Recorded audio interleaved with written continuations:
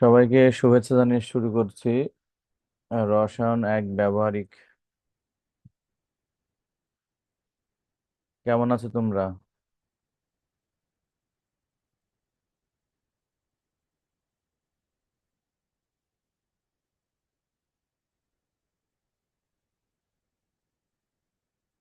তোমরা আমার কথা শুনতে পাচ্ছ এখন? জি স্যার, শুনতে পাচ্ছি। অনেকে বলছে জয়েন হচ্ছে না। তোমাদের জয়েন হতে কি কোনো সমস্যা হয়েছে? না স্যার।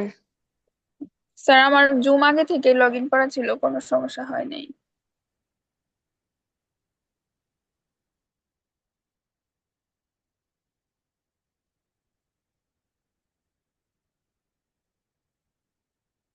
প্রিপেয়ারিং মিটিং যাদের দেখাচ্ছে, আমার মনে হয় এটা তাদের নেটের সমস্যা মনে হয়।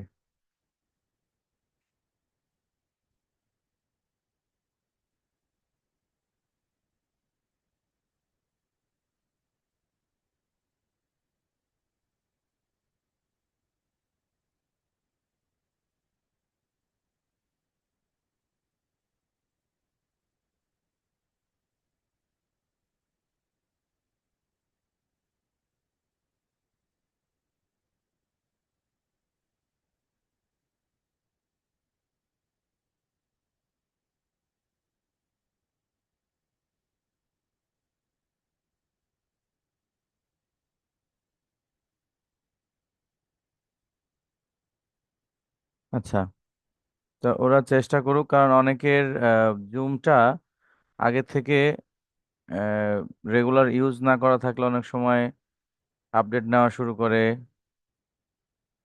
বা বিভিন্ন রকম জটিলতা হয়। অনেক সময় কারো কারো হয়তো লগ ইন করাই থাকে না। আর যদিও জুমে লগ ইন করার প্রয়োজন হয় না, তারপর মাঝে মাঝে সমস্যা হয় যদি রেগুলার ইউজ করে যারা, তাদের ক্ষেত্রে আপডেট থাকে। যাই হোক, আমরা 9 জন যুক্ত হয়েছি।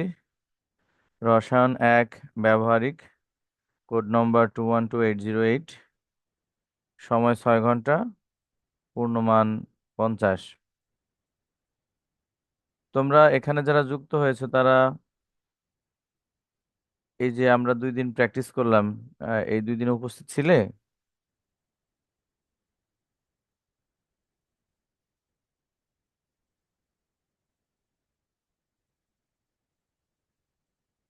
যে কেউ রেসপন্স করলে ভালো হয় আর কি, কথাগুলা ইন্টারেক্টিভ হয়। যারা এখানে ক্লাস করছো তারা কি আমাদের যে প্র্যাকটিস ক্লাসে উপস্থিত ছিলে? স্যার জি স্যার। হচ্ছে কেমিস্ট্রি ল্যাব ক্লাসে আমরা ল্যাব উপস্থিত ছিলাম। 2 দিন ছিলাম। আচ্ছা, ভেরি গুড। তো আমাদের এই প্র্যাকটিক্যাল গুলা অনেক দিন আগে থেকেই হওয়ার কথা, কিন্তু আমাদের একটার পর একটা প্র্যাকটিক্যাল লেগেই থাকে। বিশেষ করে আমাদের যে ল্যাব, সেখানে যেমন তোমরা সেকেন্ড ইয়ার ফার্স্ট ইয়ার করবে, এরপরে সেকেন্ড ইয়ার আসবে, আসতেই থাকে আর কি। তো আমাদের রেগুলার ক্লাসের পরিবর্তে পরীক্ষা নিতে নিতে সময় চলে যায়।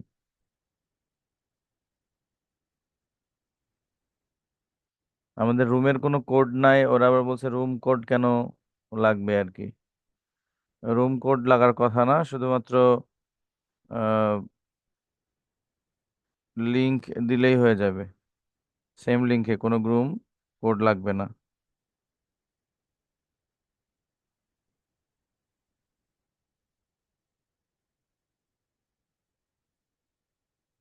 আচ্ছা, এখন আমরা শুরু করি। যারা জয়েন করতে পারছে না ওরা মোটামুটি আস্তে আস্তে জয়েন হোক।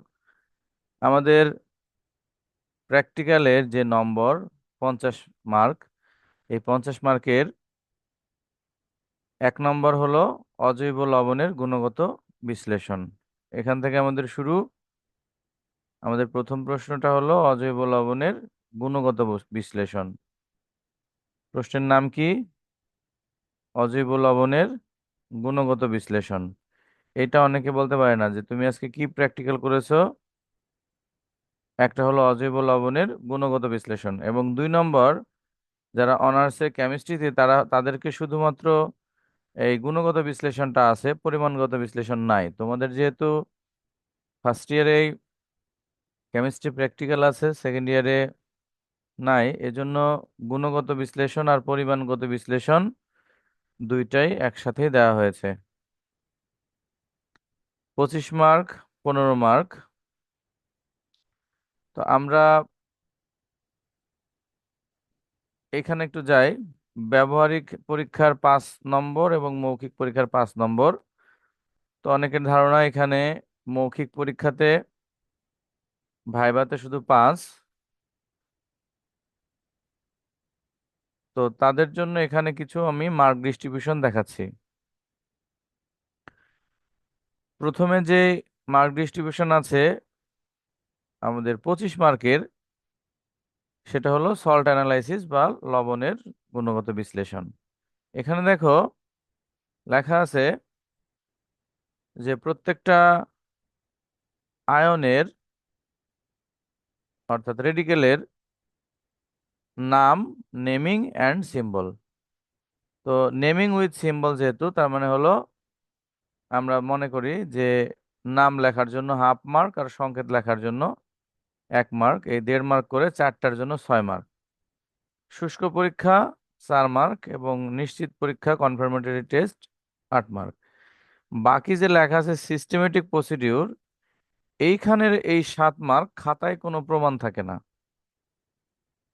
অর্থাৎ একজন ঠিকঠাক মতো যদি খাতা লেখে, তাহলে আমি খাতার মধ্যে তার 6-এর প্রমাণ পাবো, 4-এর প্রমাণ পাবো, 8-এর প্রমাণ পাবো, কিন্তু এই 7-এর কোনো প্রমাণ এখানে নাই। তার কারণ এটা হলো সে প্র্যাকটিক্যাল পরীক্ষায় ঠিকঠাক মতো করেছে কিনা সেটা দেখানো। যেমন আমাদের মেজরের প্রশ্নেই লেখা আছে, এটা নির্ণয় করো ও শিক্ষককে দেখাও, পরীক্ষককে দেখাও। তাহলে তুমি এখানে কিন্তু এই যে 7 মার্ক, এটা একজন শিক্ষককে কি করতে হয়, ইচ্ছাকৃতভাবে স্টুডেন্টদের কর্মকাণ্ড লক্ষ্য করে দিতে হয় আর কি। এখানে 7 নম্বর। এবং পরবর্তীকালে যেটা ইনঅর্গানিক কোয়ান্টিটেটিভ অ্যানালাইসিস, সেখানেও আমাদের যে মার্কগুলো আছে, দেখো ওয়ার্কিং হ্যাবিট, এটার জন্য 5। তাহলে এখানে 7, 5, 12। তারপরে ভাইভাতে 5,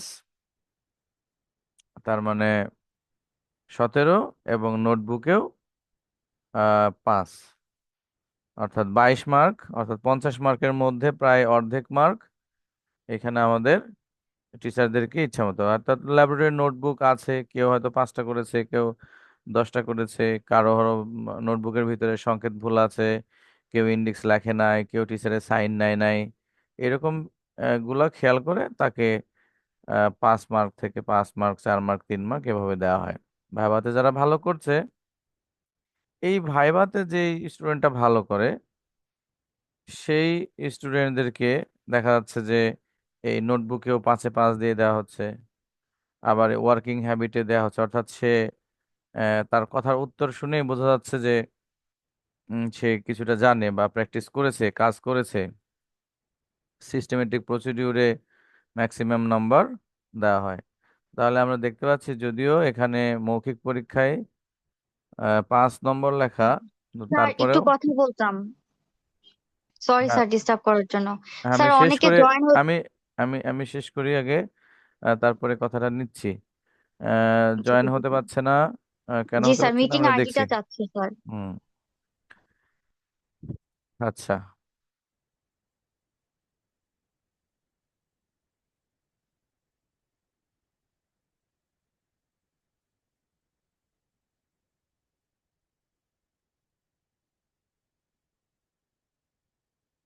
পার্টিসিপেন্টের লিঙ্কটা তো এমনি পাওয়ার কথা, এখন কেন পাচ্ছে না? তারপর আমি দেখছি, ইনভাইট লিঙ্ক দিচ্ছি আবার। এটাতে কোনো, ওইখানে দেখো যে আমি আমি যে লিঙ্কটা দিব এখন, ওইখানে হলো মিটিং এর আইডি, পাসওয়ার্ডটা। স্যার দিয়ে দিছে একজন স্যার। এটা তো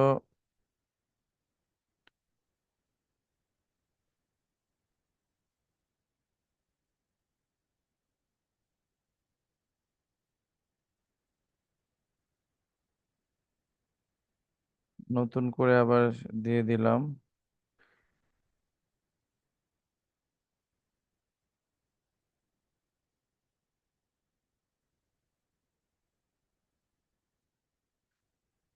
মিটিং আইডি পাসওয়ার্ডের প্রয়োজন হয় না, কারণ সরাসরি আমাদের বিডিরেন এর জুম ক্রিয়েট করা তো।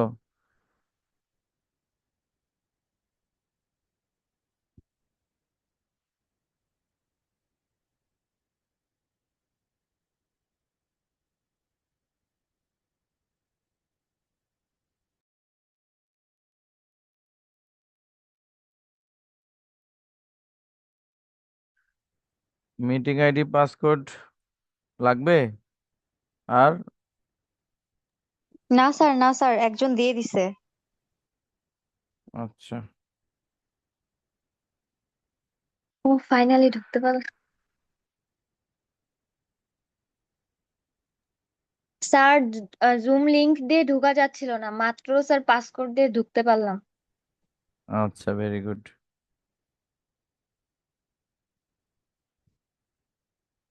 তাহলে এরপর থেকে দুইটাই দিব, মিটিং আইডি পাসওয়ার্ড, এটাও দিয়ে দিব।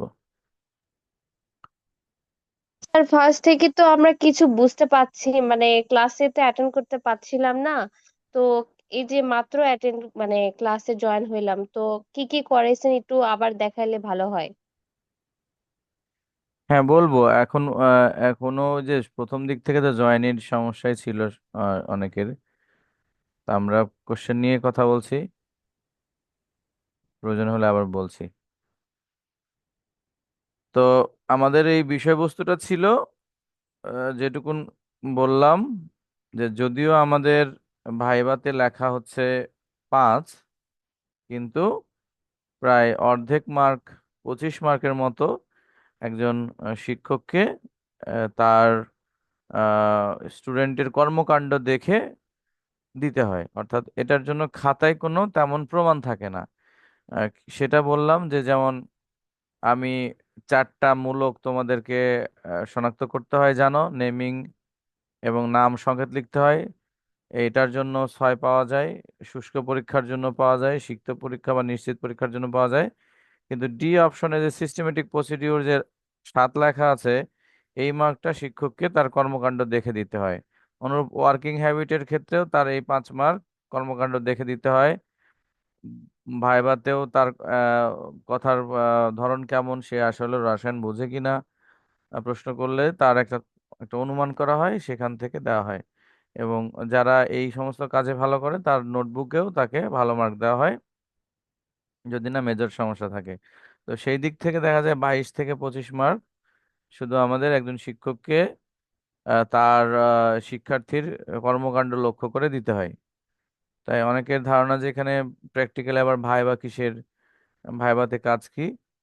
প্র্যাকটিক্যালি ভাইবার কাজ হলো যে আমার কোন কোন জায়গাগুলোতে স্কিপ করলে নম্বর কাটা যাবে, কোনটা লেখা খুবই জরুরি, সেই জিনিসগুলো নিয়ে আসলে আলোচনা আর কি। আমাদের ক্লাসের উদ্দেশ্য হচ্ছে যে এখান থেকে জানা, অন্তত যখন আমাদের পরীক্ষা হবে, পরীক্ষাতে আমি স্বতঃস্ফূর্তভাবে অংশগ্রহণ করব, ভাইভাতে যাব। বাইরের কলেজ থেকে টিচাররা আসলে যদি ভাইভা ধরে না আমাদেরকে, তাহলে সেই ক্ষেত্রে আমরা একেবারে মুখ বুজে উল্টাপাল্টা উত্তর না করে, অন্তত আমরা যাতে তাদের সামনে একটা সম্মানজনক উত্তর দিতে পারি, সেই উদ্দেশ্যে আমাদের এই ক্লাসটা শুরু। তা এখন আমরা ধারাবাহিকভাবে চলে যাই এখানে। আর যারা বুঝতে পারোনি তাদেরকে এখানে আমি বলছি যে রেকর্ডিং করা আছে, তোমরা একটু টেনে টেনে প্রথমের দিকে যে অংশটা বলেছি দেখে নিও। আমাদের প্র্যাকটিক্যাল, এই প্র্যাকটিক্যালে 2 ধরনের অ্যানালাইসিস আছে। একটাকে বলে কোয়ান্টিটেটিভ আর একটা হচ্ছে কোয়ালিটেটিভ, অর্থাৎ গুণগত বিশ্লেষণ এবং পরিমাণগত বিশ্লেষণ। একটা হলো কোয়ালিটেটিভ মানে গুণগত, আর একটা হলো কোয়ান্টিটেটিভ পরিমাণগত। তো এখান থেকে শুরু হতে পারে আমাদের প্রশ্ন, যে ভাইভাতে যখন যাবে, তখন একটা শিক্ষার্থীকে যদি বলা হয় যে তুমি কি প্র্যাকটিক্যাল করলে, তখন প্রথমেই যদি বলে বা তোমার প্র্যাকটিক্যালের নামটা কি, আজকে কি প্র্যাকটিক্যাল করেছো, আহ তো বললে স্যার ফার্স্টে আমি অজৈব লবণের গুণগত বিশ্লেষণ করেছি, আর দেন আমি হচ্ছে অজৈব পরিমাণগত বিশ্লেষণ করেছি। যখনই একজন শিক্ষার্থী বলবে গুণগত বিশ্লেষণ করেছি, তখন তাকে বলবে গুণগত বিশ্লেষণ বলতে তুমি কি বোঝো। তো এখানে যারা জয়েন করেছো তাদের মধ্যে থেকে কেউ গুণগত বিশ্লেষণ আর পরিমাণগত বিশ্লেষণ সম্পর্কে বলো, তো তোমাদের কি ধারণা গুণগত বিশ্লেষণ আর পরিমাণগত বিশ্লেষণ সম্পর্কে তোমার ধারণাটা কি?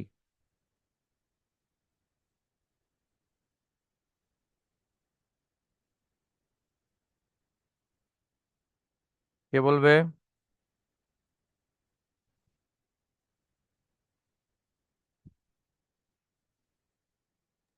কোনো নমুনার মধ্যে কোনো উপাদান বা আয়ন আছে তা শনাক্ত করা যায়। আর হচ্ছে পরিমাণ নির্ণয় করা হয় না, এরকম কিছু স্যার। হ্যাঁ, আর কেউ বলো, মানে তোমার কি ধারণা আছে কি না এই বিষয়ে? ধারণা থাকলে বলো। তা আমরা একটা এখানে দুইটা বিশ্লেষণের নাম লিখেছি। বাংলায় আঙ্গিক বিশ্লেষণও বলে, যেটাকে গুণগত রসায়ন বলি, তাকে আমরা আঙ্গিক বিশ্লেষণও বলি, কোয়ালিটেটিভ অ্যানালিসিস, পরিমাণগত বা মাত্রিক বিশ্লেষণ বলি। তো আমাদের যে লবণ দেওয়া হলো, তোমরা 2 দিন প্র্যাকটিস করেছো, সেখান থেকে সেই লবণের কয়টা আয়ন তোমরা খুঁজে বের করেছো? 2টা ক্যাটায়ন এবং 2টা অ্যানায়ন। অ্যানায়ন। তাহলে বলছে আঙ্গিক বা গুণগত বিশ্লেষণ এর সাহায্যে শুধু আমরা বলতে পারি যে কি কি মৌল বা মূলকের উপস্থিতি থাকে। আর মাত্রিক বা পরিমাণগত বিশ্লেষণের সাহায্যে আমরা বলতে পারি সেই মৌলের বা মূলকের বা পদার্থের পরিমাণ নির্ণয় করতে পারি। তাহলে আমাদের 2টা প্র্যাকটিক্যাল, কিন্তু যারা মেজর ক্লাস করে তাদের কিন্তু শুধুমাত্র গুণগত বিশ্লেষণ আছে। মেজরদের সেকেন্ড ইয়ারে উঠে, আমাদের যেহেতু কেমিস্ট্রিতে মেজর, সেকেন্ড ইয়ারে উঠে গিয়ে তারা হচ্ছে যে পরিমাণগতটা করবে। ফার্স্ট ইয়ারে শুধু গুণগত রসায়ন আছে। তাহলে লবণ অ্যানালাইসিস করে 4টি আয়ন শনাক্ত করা, এটা কি ধরনের বিশ্লেষণ?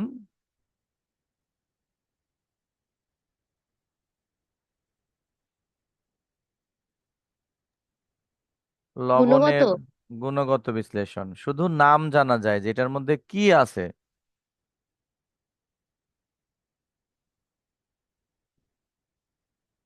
আর পরিমাণগতটা হচ্ছে যে কত পরিমাণ আছে।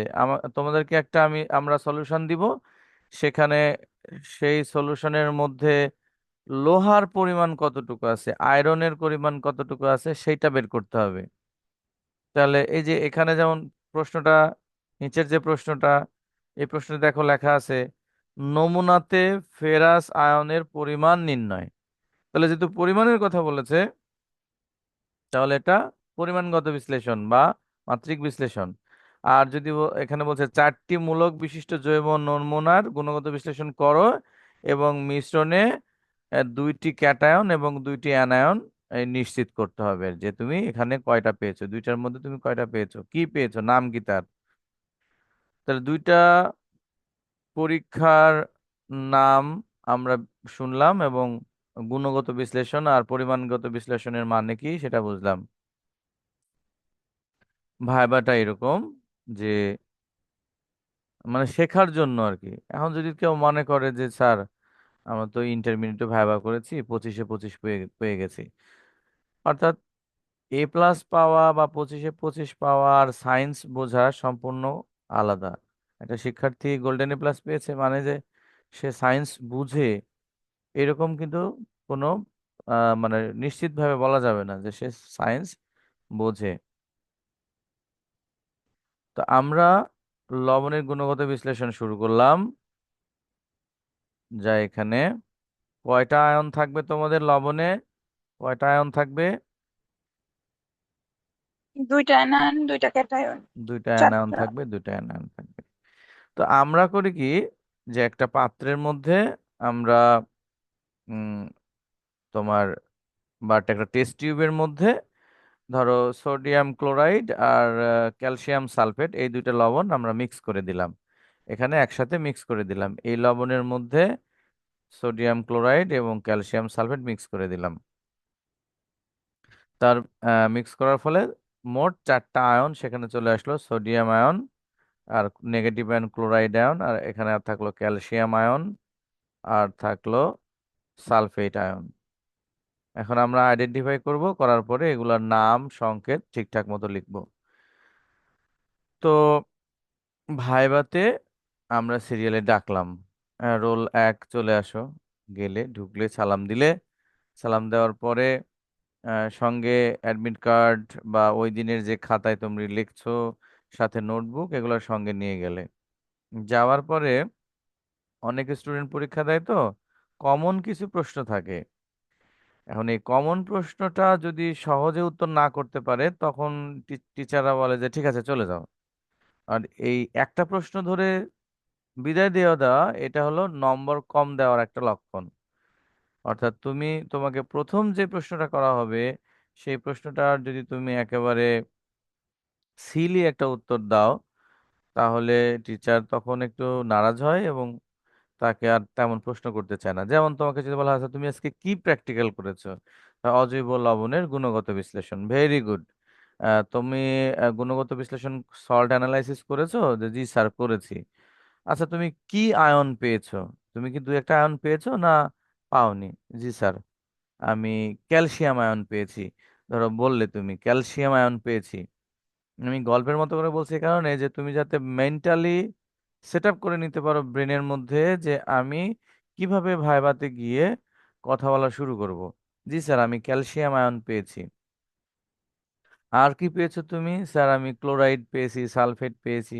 যদি এমন হয় ভাইভাটা এমন সময় শুরু হয়েছে যে মাঝ পথে, অর্থাৎ তুমি 2টা আয়ন পেয়েছো, বাকি 2টা এখনো পাওনি। স্যার, এ পর্যন্ত পেয়েছি, এখনো আরো কাজ বাকি আছে। Very good. আচ্ছা, তুমি তাহলে সালফেট আয়নের সংকেতটা লেখো তো। তো সালফেট আয়নের সংকেত লিখে দিলে। এখন আমার কথা শুনে মনে হচ্ছে যে স্যার, এরকম প্রশ্ন ধরলে তো অবশ্যই পারবো। কিন্তু মজার বিষয় হলো, তোমাদের মধ্যে অনেকেই থাকবে যে যারা সালফেট আয়নের সংকেতটা কি করতে পারবে না, লিখতে পারবে না। সালফেট আয়নের সংকেত লিখতে পারবে না। অনেক শিক্ষার্থী আছে, আমরা সবসময় বিভিন্ন কলেজে যাই, পরীক্ষা নিতে যাই।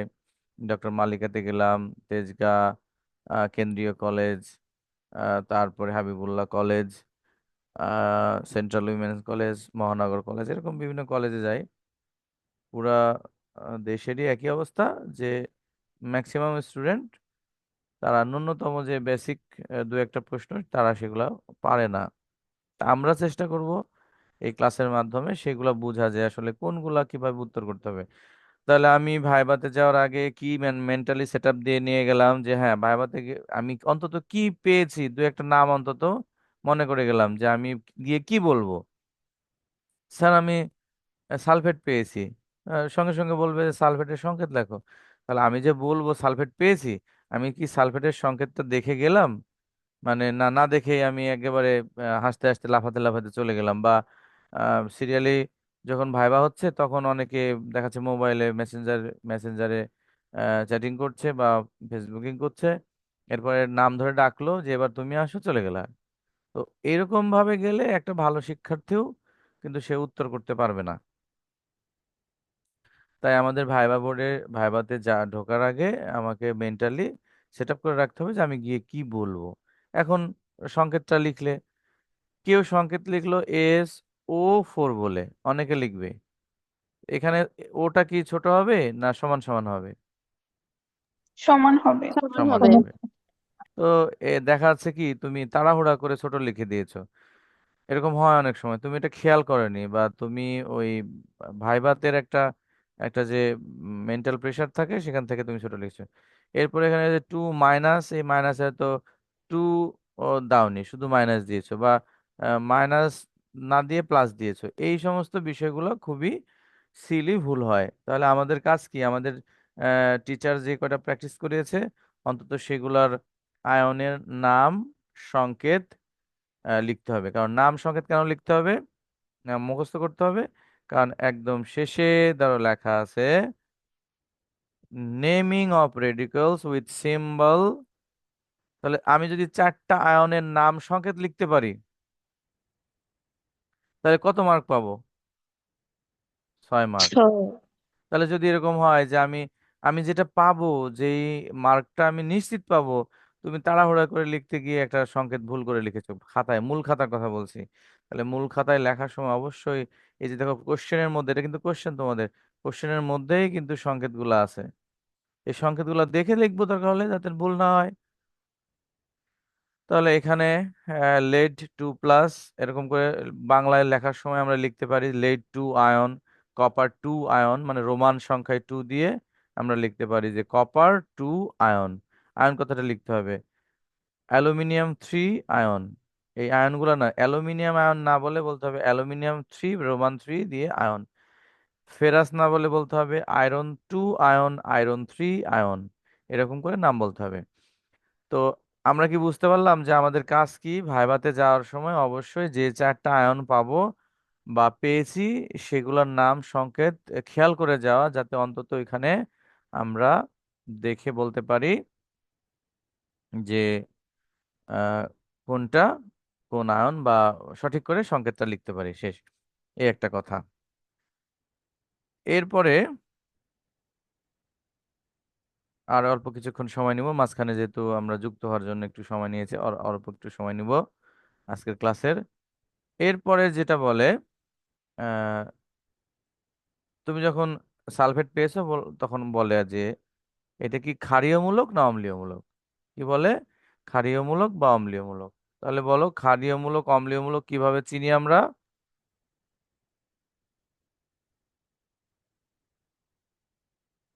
বলো। একটা অ্যাসিড এবং ক্ষার বিক্রিয়া করে এইচসিএল অ্যাসিড এবং সোডিয়াম হাইড্রোক্সাইড ক্ষার বিক্রিয়া করে সোডিয়াম ক্লোরাইড লবণ উৎপন্ন করেছে। এদিকে সোডিয়াম প্লাস এবং ক্লোরাইড মাইনাস, সোডিয়ামটা এসে আসে ক্ষার থেকে এবং ক্লোরাইডটা এসেছে এইচসিএল অ্যাসিড থেকে। তা একটা লবণের দুই পার্ট আসে, একটা অ্যাসিড থেকে একটা ক্ষার থেকে। ক্ষার থেকে যে পার্টটা আসে সেটা হলো ক্ষারীয়মূলক, অ্যাসিড থেকে যে পার্টটা আসে সেটা হলো অম্লীয়মূলক। এটা বারবার ভুল হয় অনেক শিক্ষার্থীর। এখানে তোমার কাছে হয়তো ফানি মনে হচ্ছে যে এটা স্যার ভুলের কি আছে, এটা বুঝেই নিলাম, কিন্তু ওই জায়গায় গিয়ে ভুল হয়। তাই তুমি একটু খেয়াল করে রাখো যে আমরা যে নেগেটিভ আয়নগুলা বলবো, নেগেটিভ ক্লোরাইড, সালফেট, কার্বনেট, এগুলোকে চোখ বন্ধ করে বলবো অম্লীয়মূলক, কারণ বিক্রিয়া করার সময় এইটা আসে অম্ল থেকে। আর ক্ষারীয়মূলক সোডিয়াম মানে পজিটিভ গুলা যদি বলে যে আচ্ছা এটাকে ক্ষারীয়মূলক বলছো কেন, তো বলবে স্যার অ্যাসিড এবং বিক্রিয়ার ফলে যে যে লবণ হয়, এই লবণের যে পার্টটা ক্ষার থেকে আসে ক্ষারীয়মূলক, যে পার্টটা অম্ল থেকে আসে সেটাকে আমরা অম্লীয়মূলক বলি। তো এ পর্যন্ত কি তোমরা বুঝতে পেরেছো, বা তোমাদের কোনো প্রশ্ন থাকলে বলো, যে এখন পর্যন্ত যেটুকুন বললাম। স্যার বুঝতে পেরেছি। জি স্যার। Very good. তাহলে আমার প্রথম আজকের ক্লাসের যেটা আহ, তোমাদের প্রতি অনুরোধ, যে প্রশ্নটাকে ভালো করে পড়বে। প্রশ্নের নামটা কি? অজৈব লবণের গুণগত বিশ্লেষণ, পরিমাণগত বিশ্লেষণ। তারপরে খাতা লেখা তো আমরা অন্যদিন শেখাবো যে কিভাবে খাতা লিখতে হয়, মানে কোন কোন অংশটা না লিখলে নম্বর কাটা যাবে, সেটা আমরা অন্যদিন দেখবো। আজকে বলছি স্যার যে আমার একটা কোশ্চেন আছে। স্যার বলো একজন। স্যার আমি হচ্ছে একটা কথা বলতে চাই। স্যার আমাদের প্র্যাকটিক্যাল পরীক্ষার প্রশ্ন মানে আমাদের 2024-এর প্রশ্নটা কি আমাদের দেওয়া যাবে? আমাদের কাছে আসলে নেই, 23-এর প্রশ্নটা আছে। ওকে, 23-এর প্রশ্ন 24-এর প্রশ্ন একই। আমি এই প্রশ্নটা, এটা আজকে যেটা দেখাচ্ছি সেটা হলো 24-এর প্রশ্ন। জি স্যার। এটা আমি আমাদের গ্রুপের মধ্যে দিয়ে দিচ্ছি। ঠিক আছে স্যার, ধন্যবাদ। হ্যাঁ। এরপরে আরেকজন কি বলছিল জানি, স্যার ফাতিমা। এই যে এই অজৈব লবণের গুণগত বিশ্লেষণ, যে আমাদের হচ্ছে টোটাল 5টা করানো হয়েছে, 4টাই হচ্ছে গুণগত বিশ্লেষণ আর লাস্টের একটা হচ্ছে পরিমাণগত বিশ্লেষণ। তো হ্যাঁ, আমাদের যে এক্সামের দিন যে রিয়েজেন্টটা দেওয়া হবে, তো আমরা মানে কিভাবে বুঝবো যে আমরা কয় নাম্বার এক্সপেরিমেন্টটা শুরু করব এটা? ও আচ্ছা, বুঝতে পেরেছি। ঠিক আছে।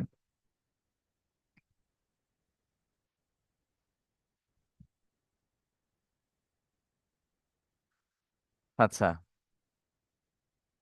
আমাদের যে এই যে কোশ্চেন, এই কোশ্চেনে একটা হলো লবণ আর একটা হলো লোহার পরিমাণ নির্ণয়।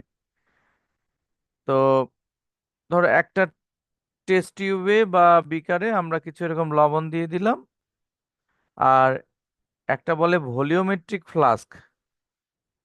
এইরকম একটা ফ্লাস্ক, এরকম একটা ফ্লাস্কে কি দিয়েছিল?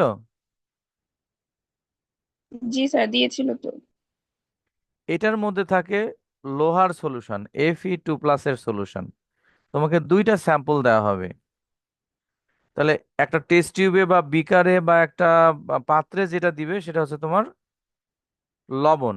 এটা কি 1 নম্বরটা। আর যেটা দিবে এই ধরনের পাত্রে সেটা হবে 2 নম্বরটা। এই দুইটা হচ্ছে তোমার নমুনা বা স্যাম্পল। ক্লিয়ার? আচ্ছা, এখন প্রশ্ন হলো যে তোমাদের যে প্র্যাকটিস করাইছে, এই প্র্যাকটিসের সাথে প্র্যাকটিক্যালের কি কোনো চিন্তাই করার দরকার নাই। তুমি লবণের স্যাম্পল পেয়েছো, লোহার স্যাম্পল পেয়েছো। লবণের স্যাম্পল থেকে কি বিশ্লেষণ? গুণগত বিশ্লেষণ। অর্থাৎ এখানে শুধু 4টা আয়ন খুঁজে বের করতে হবে। আর লোহার সলিউশন থেকে কি করতে হবে? লোহার পরিমাণ বের করতে হবে।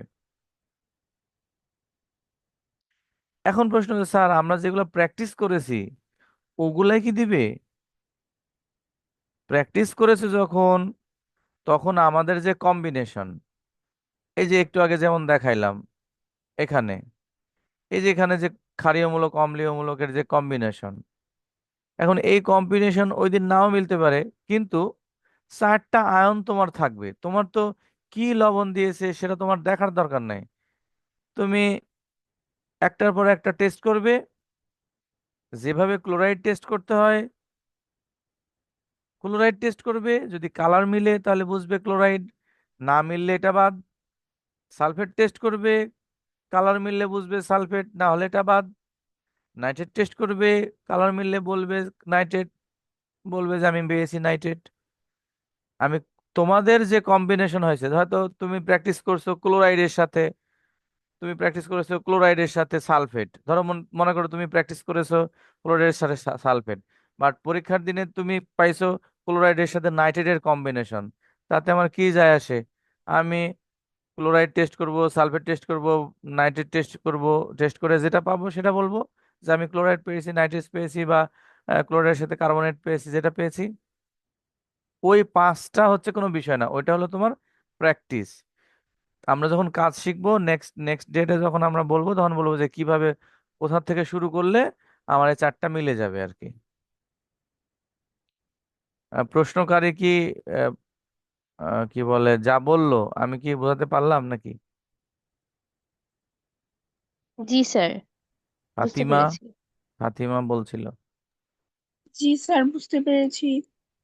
আচ্ছা, তো এরপরে বললাম স্যার, যে, বলো। যেমন আপনি যেভাবে বললেন যে আমরা হচ্ছে অনেকগুলো টেস্ট করব, সালফেট, নাইট্রেট, ক্লোরাইড, মানে যতগুলো আমাদের মনে থাকবে সবগুলো টেস্ট করলাম। তো হ্যাঁ, টেস্টের মধ্যে হচ্ছে ক্ষারীয় মূলকটা টেস্ট করার একটু ইজি, একটু সময়টা কম লাগে, কিন্তু অম্লীয় মূলকের ক্ষেত্রে আমরা এতগুলো, মানে অনেক সময়ের ব্যাপার না? হ্যাঁ, অনেক সময়ের ব্যাপার, কিন্তু আমরা ক্ষারীয় যে মূলক অনেক সময় লাগে। আ- আমাদের যে কম্বিনেশন আছে, সেই কম্বিনেশনে আমাদেরকে প্রায় সবগুলাই দিতে হয়। কি জন্য জানো? আহ, এই যে এই যে কোশ্চেন, এই কোশ্চেনের শেষে আমাদের কিন্তু আয়ন দেওয়া আছে। এখানে দেখছো, তার মানে আমাদেরকে এরকম সব আয়নই কি করতে হয়? টেস্ট দিতে করতে হয়। হয়। দিতে হয়, কারণ এটা তো কোশ্চেনে আছে। ইনস্ট্রাকশন টু এক্সামিনার, এই ইনস্ট্রাকশন দিছে এক্সামিনারকে যে আপনি এইভাবে কাজ করবেন। এটা তো কোশ্চেন, যেমন মেজরের কোশ্চেনের মধ্যে ইনস্ট্রাকশন টুকুন দেয় নাই আর, মানে স্টুডেন্টরা এটা জেনে যায় এজন্য আর এটা দেয় নাই। কিন্তু আলাদা করে আগে দিত কি ইনস্ট্রাকশন, টিচারদের জন্য আলাদা ইনস্ট্রাকশন দিত আর স্টুডেন্টের জন্য আলাদা কোশ্চেন থাকতো। এখানে কোশ্চেনটার সাথে ইনস্ট্রাকশন দেওয়া আছে। তো এখানে কি বলছে? Examiner will supply of salt mixer of the four radicals including two cation and two anions by lottery। কি দিয়ে দেওয়ার কথা তোমার? লটারির সাহায্যে। লটারি বুঝছো? তোমার খাতায় লেখা থাকবে স্যাম্পল নাম্বার, অথবা তোমাকে যে স্যাম্পল গুলো দেওয়া হবে সেই স্যাম্পলের নাম্বার দেওয়া থাকে, যে স্যাম্পল নাম্বার 20, 22, 24, 25। এখন 20-এর মধ্যে যে যে আয়ন আছে, 22-এর মধ্যে হয়তো সে আয়ন নাই। অন্য আয়ন আছে, কারণ আমাদেরকে তো বলেছে যে এগুলার মধ্যে থেকে দা ক্যাটায়ন আর, ক্যাটায়ন আর কি লিখছে যে এখানে examinee must show confirmatory test, প্রত্যেকে দেখাতে হবে to the examiner and take a signature on answer script. অর্থাৎ তোমার ধরো 4টা আয়ন হয়েছে, তো হওয়ার পরে টিচারকে যা বলতে হবে যে স্যার আমি তো 4টা পাইছি, এখন কি আমি লেখা শুরু করব? স্যার যদি বলে যে হ্যাঁ লেখা শুরু করো, আর যদি বলে যে কই দেখাও দেখি কোন 4টা হয়েছে, এই 4টা সিগনেচার নেওয়ার উদ্দেশ্য হলো যে তুমি ধরো তোমাকে আসলে দেওয়া হয়েছিল কপার আর অ্যালুমিনিয়াম আর ক্লোরাইড আর নাইট্রেট, কিন্তু তুমি 4টা আয়ন টেস্ট করে হয়তো অ্যালুমিনিয়াম না পেয়ে হয়তো তুমি ফেরিক পেয়েছো, তাহলে তোমার কিন্তু একটা ভুল হয়েছে। তোমার যে স্যাম্পল নাম্বার সেখানে কিন্তু অ্যালুমিনিয়াম ছিল, কিন্তু তুমি যেভাবে হোক তুমি হয়তো ফেরিক বের করেছো, তাহলে কিন্তু একটা নম্বর কমে যাবে। এজন্য লেখার আগে অবশ্যই টিচারকে দেখায় নিতে হবে যে আমার কাছে দেখায় নিবা যে স্যার আমি যে 4টা পেয়েছি এটা কি আমার স্যাম্পলের সাথে ঠিক আছে কিনা। তা ঠিক না থাকলে কিন্তু উল্টাপাল্টা লিখলে তোমার নম্বর আবার ইয়ে হয়ে যাবে, কারণ তোমার ওই স্যাম্পলের সাথে কি কি আয়ন দেওয়া আছে সেটা ম্যাডামের কাছে লেখা থাকবে, যে আমি 22 নম্বর স্যাম্পলে কোন কোন আয়নগুলা দিয়েছি। কথা বুঝেছো? তাহলে হুম, তাহলে এই যে বুঝেছি। আমাদেরকে যে আয়নগুলা দিয়েছে দেখছো কতগুলো আয়ন, এখন এর মধ্যে থেকেও আমরা হয়তো কি করি যে 50 জনের মধ্যে হয়তো অধিকাংশ জনই হয়তো নাইট্রেট কার্বনেট ক্লোরাইড আর সালফেট, নাইট্রেট কার্বনেট ক্লোরাইড আর সালফেট এটা হবে। দুই একজন হয়তো সালফাইড পেতে পারে, মানে দু একটা দেওয়ার জন্য।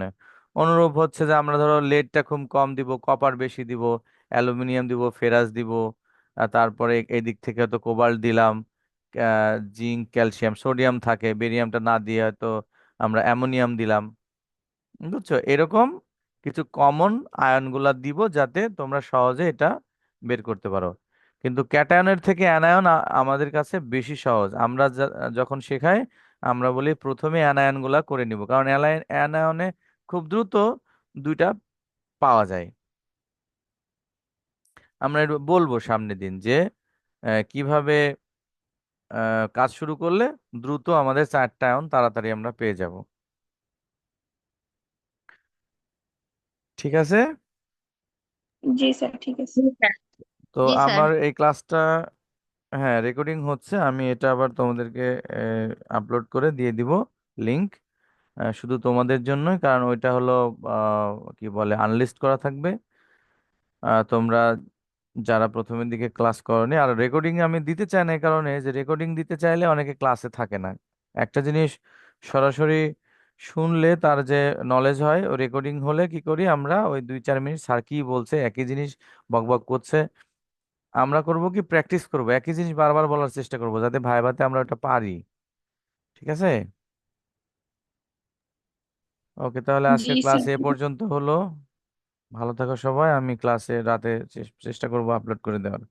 ঠিক আছে স্যার, আসসালামু আলাইকুম। ওয়ালাইকুম আসসালাম। আসসালাম। আসসালামু আলাইকুম। আসসালামু ওয়ালাইকুম আলাইকুম। আসসালাম।